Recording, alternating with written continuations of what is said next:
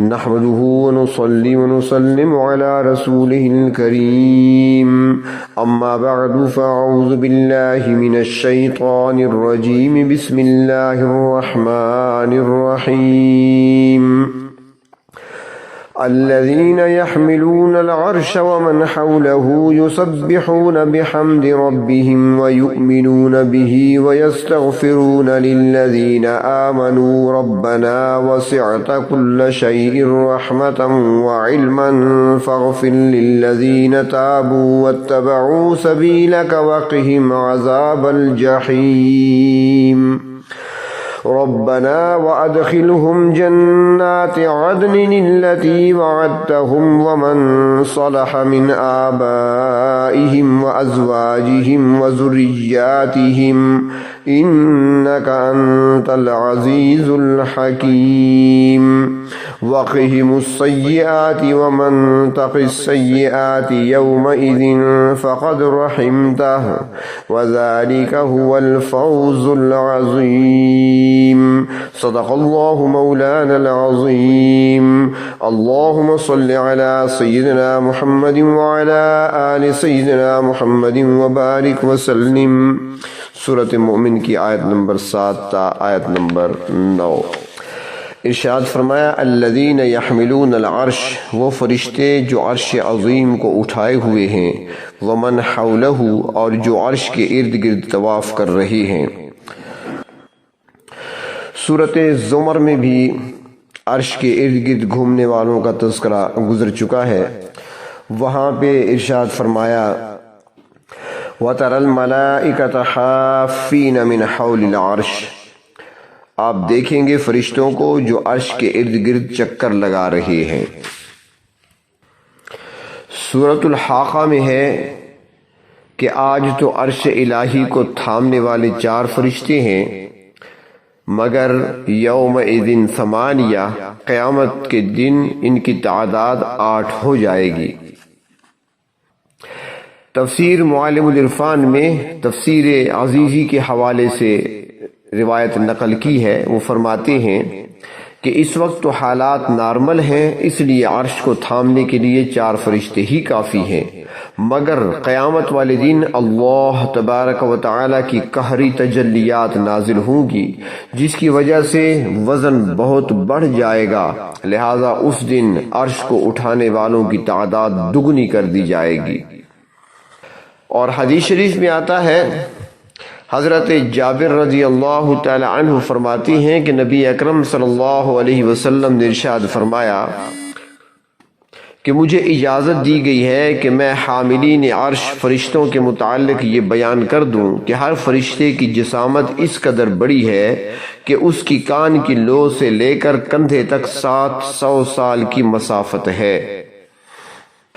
اور حضرت امام شاہ ولی اللہ محدث رحمۃ اللہ علیہ فرماتے ہیں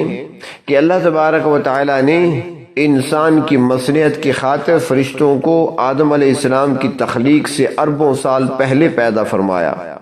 وہ فرماتے ہیں کہ فرشتوں کے 7 طبقات ہیں۔ سب سے بلند جماعت جس میں حاملین عرش بھی شامل ہیں،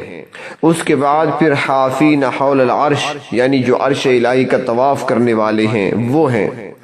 اور اس کے بعد پھر علیین کے فرشتے ہیں، پھر جنت کے فرشتے، پھر آسمانوں، فضا اور زمین کے فرشتے۔ یہ تمام فرشتے اللہ تبارک و تعالی کی لطیف مخلوق ہیں جو ہر وقت اپنے پروردگار کے حکم کی تعمیل میں مصروف رہتے ہیں۔ تفسیر معالم العرفان میں ہے کہ شاہ عبد العزیز رحمۃ اللہ علیہ فرماتے ہیں کہ اس وقت تو اس کائنات کی نسبت سے اللہ تعالیٰ کی 4 صفات کا ظہور ہو رہا ہے، یعنی ابداع، بغیر مادے کے اللہ تبارک و تعالی پیدا کرنے والے بدیع ہیں۔ دوسری صفت خلق ہے کہ اللہ تبارک و تعالی مادے سے چیزوں کو پیدا فرماتی ہیں، جیسے آدم علیہ السلام کو مٹی سے پیدا فرمایا۔ اور تیسری صفت وہ تدبیر ہے، ہر چیز میں توازن کو برقرار رکھنا اور ہر چیز کو حد کمال تک پہنچانا، یہ تدبیر اللہ تبارک و تعالی خود ہی کرتے ہیں۔ اور چوتھی صفت فرماتے ہیں کہ جب انسان اپنے ماں کے پیٹ میں ہوتا ہے اور اس کی صورت مکمل ہو جاتی ہے، شکل بن جاتی ہے، تو پھر اس کی روح پر اللہ تبارک و تعالی کی تجلی اعظم کا عکس پڑنا شروع ہو جاتا ہے، اور اس کے ذریعے سے روح کا تعلق عالم بالا کے ساتھ قائم رہتا ہے۔ تو وہ فرماتی ہیں کہ اس دنیا میں تو ان 4 صفات کا ظہور ہو رہا ہے، مگر قیامت والے دن ان کے ساتھ مزید صفات شامل ہو جائیں گی۔ ان میں سے فرماتی ہیں کہ ایک صفت انکشاف ہے، یعنی اس دن ہر چیز کو کھول دیا جائے گا، کوئی چیز پوشیدہ نہیں رہے گی۔ فرماتی ہیں کہ دوسری صفت کمال ہے کہ اس دن ہر چیز اپنی حد کمال تک پہنچی ہوئی ہوگی،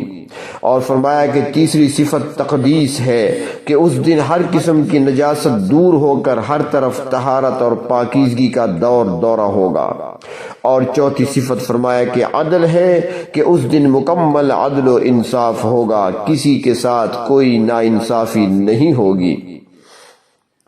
تو فرماتی ہیں کہ صفات چونکہ 8 ہو جائیں گی تو اس لیے حاملین عرش فرشتوں کی تعداد بھی 4 سے بڑھ کر 8 کر دی جائے گی۔ تو فرمایا کہ جو فرشتے حاملین عرش ہیں اور وہ جو عرش کے گرد طواف کرنے والے ہیں، یسبحون بحمد ربہم، اپنے پروردگار کی تسبیح بیان کرتے ہیں اللہ تبارک و تعالی کی تعریف کے ساتھ، اور وہ سبوح قدوس کا ورد کر کے اللہ تعالیٰ کی تقدیس اور تنزیہ بیان کرتے ہیں، یعنی اللہ تبارک و تعالیٰ ہر نقص سے، ہر عیب سے، ہر کمزوری سے پاک ہے۔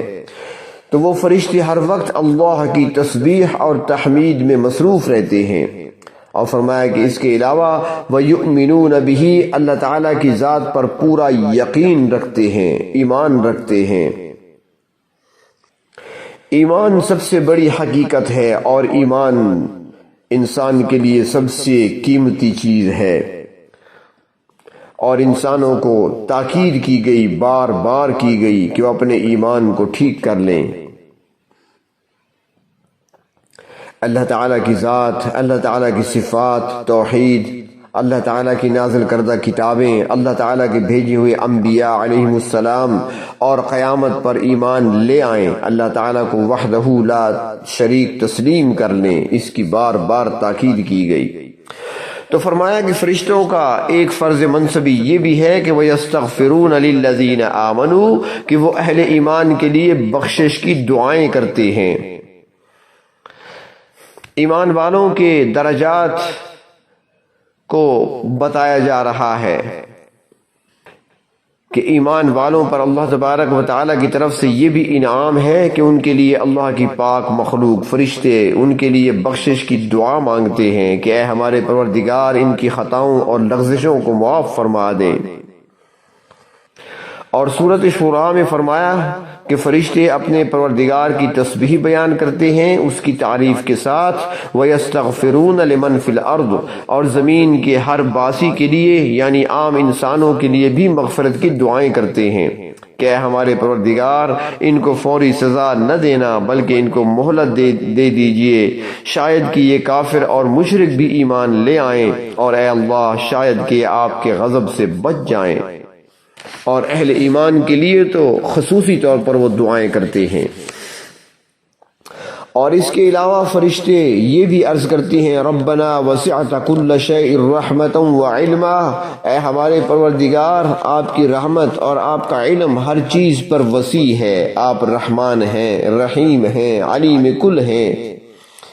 اللہ تبارک و تعالیٰ کا خود اپنا فرمان ہے، سورۃ اعراف میں ہے کہ وَرَحْمَتِي وَسِعَتْ كُلَّ شَيْءٍ، میری رحمت ہر چیز پر وسیع ہے۔ سزا تو ان کو دی جاتی ہے جو خاص مجرم ہوتے ہیں، مگر باقی پوری کائنات پر میری رحمت ہی برس رہی ہے، اور پوری کائنات میری رحمت سے مستفید ہو رہی ہے۔ تو فرشتے عرض کرتے ہیں اے ہمارے پروردگار آپ کی رحمت اور علم ہر چیز پر وسیع ہے، فَاغْفِرْ لِلَّذِينَ تَابُوا، پس بخشش عطا فرما دیجئے، مغفرت کر دیجئے ان لوگوں کی جنہوں نے توبہ کر لی ہے، جو اپنی غلطی کو تسلیم کر کے آپ کی طرف رجوع کرتے ہیں، وَاتَّبَعُوا سَبِيلَكَ، اور جو آپ کے راستے پر چلتے ہیں۔ ایمان اور نیکی کا جو راستہ آپ کے نبیوں نے بتایا وہ اس پر گامزن ہیں، لہذا ہماری درخواست ہے وَقِهِمْ عَذَابَ الْجَحِيمِ کہ ان کو دوزخ کے عذاب سے بچا لیجئے۔ اور پھر فرشتے یہ دعا بھی کرتے ہیں ربنا وَأَدْخِلْهُمْ جَنَّاتِ عَدْنٍ، اے اللہ ایمان والوں کو رہائش کے باغوں میں داخل فرما دیجئے۔ فرماتے ہیں کہ جنت عدن اس سے مراد ایسا باغ ہے جسے رہائش کے لیے بھی استعمال کیا جا سکتا ہو، اور عام باغات جو ہوتے ہیں ان میں تو درخت اور پودے وغیرہ ہوتے ہیں، اور جو باغات رہائش کے قابل ہوں ان کے اندر رہائش کی سہولتیں بھی ہوتی ہیں۔ تو فرشتوں کی دعا یہ بھی ہوتی ہے کہ اے ہمارے پروردگار اپنے ان بندوں کو رہائشی باغات یعنی جنت عدن میں داخل فرما دیجئے، التی وعدتہم جس کا آپ نے ان سے وعدہ کر رکھا ہے۔ بلکہ فرمایا کہ وَمَنْ صَلَحَ مِنْ آبَائِهِمْ، اور وہ فرشتے کہتے ہیں کہ ان کے آباء و اجداد میں سے بھی نیکی کرنے والوں کو یہ نعمت عطا فرما دیجئے، اور اس کے علاوہ وَأَزْوَاجِهِمْ وَذُرِّيَّاتِهِمْ ان کی بیویوں اور اولادوں کو بھی جنت میں داخل فرما دیجئے۔ اب دیکھ لیں ایمان کی کتنی برکت ہے کہ فرشتے صرف ایمان والوں کے لیے نہیں بلکہ ان کے آباء و اجداد، ان کی بیویوں، ان کی اولادوں کے لیے بھی دعائیں کر رہے ہیں۔ یعنی ایمان اور فرشتوں کی دعا کی برکت سے اللہ تبارک و تعالی نیک بندوں کے لواحقین کو بھی انہی کے ساتھ ملا دیں گے۔ تفسیر معالم العرفان میں ہے کہ حضرت شاہ عبد القادر رحمۃ اللہ علیہ بیان فرماتی ہیں کہ کوئی آدمی اچھا عمل کرتا ہے مگر اس کے لواحقین اس درجہ کو نہیں پہنچ پاتے، مگر اللہ تعالیٰ ایمان اور ان کے نیک جذبہ کی برکت سے انہیں بھی اعلیٰ مقام عطا فرمائیں گے۔ اگرچہ وہ نیک کام کثرت کے ساتھ نہیں کر سکے مگر ان میں جذبہ تو موجود ہے۔ اگر اللہ تبارک و تعالیٰ توفیق دیں تو ہم بھی نیک کام انجام دیں۔ تو فرشتے ایمان والوں کے لیے اور ان کے لواحقین کے لیے دعائیں کرتے ہیں،